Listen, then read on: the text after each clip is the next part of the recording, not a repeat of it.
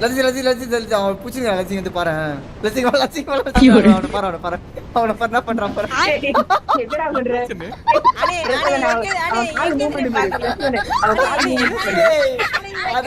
அதுதான் நான் பாத்து நிக்கிறேன் உட்காந்துன்னு அவன் பண்றது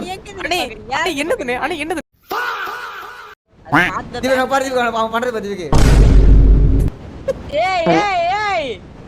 என்னாச்சு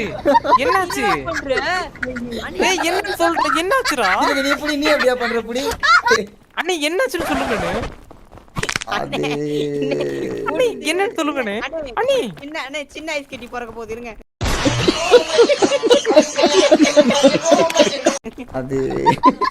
தீபக் என்னடா நீ என்னடா பார்த்த சொல்றா நீ போய் கூடி வீடியோ தான உனக்கு